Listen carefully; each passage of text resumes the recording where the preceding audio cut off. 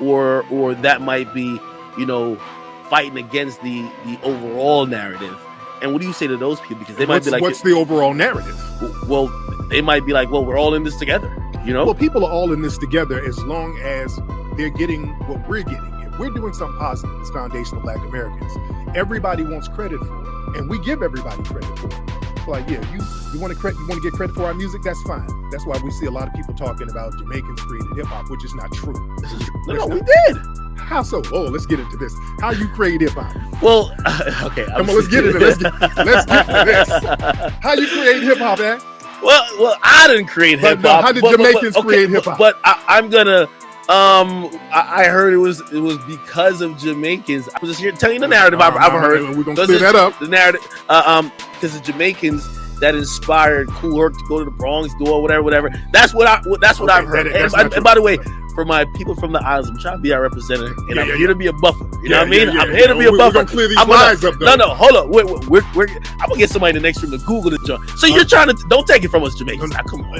Y'all didn't create hip hop. I'm sorry, brother. There were rap records in the 1960s. Pig Meat Markham had a couple of records. What was the first hip hop record? Well, the first technical hip hop record is a cross between King Tim III and Rapper's Delight. The first technical hip hop record doing what they were doing at the parties in the Bronx. A record.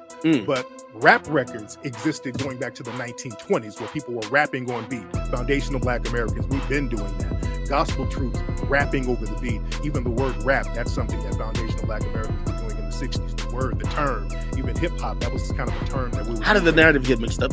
It got mixed up because of writers talking about Kool Herc. Kool Herc's parties got popular. And because Kool Herc's parties got popular, he tried to attribute, he created hip hop, which he didn't. He just got a lot of stuff that people were already doing and he kind of put it together in one place. And what made Herc's parties popular, because Herc wasn't a mixer or a scratcher or nothing like that. He played break beats, which other DJs played break beats too. And there were other DJs before Herc, like Disco King Mario, who's Foundational Black American. And again, they were using funk breaks by James Brown. Modern graffiti came out of Philadelphia by a dude named Cornbread early back in the 60s. So all the elements of hip hop was there. The thing about Herc would do something that a lot of DJs didn't do. What he would do was soak the records, so you wouldn't see what the records were. So people heard these funky records and these breaks, and they wanted to hear them again. And in order to hear them again, you had to go to Herc's parties because he didn't let nobody know what the records were. That gave Herc an edge. That's pretty much it. But all the hip hop elements were already there. I feel like but do you at least admit that there's some commonality or synergy between, like, even some of the culture that existed in the Caribbean, that I don't want to say necessarily inspired, but crossed over, whether it was from an exchange of immigrants or anything like that? No, because Kool Herc couldn't play Caribbean music at his jams. He's admitted that. He said, I tried to play reggae music, the crowds didn't like it. There was nothing about Caribbean music that influenced hip hop here. Absolutely nothing. And that's been a myth that's been perpetuated for years.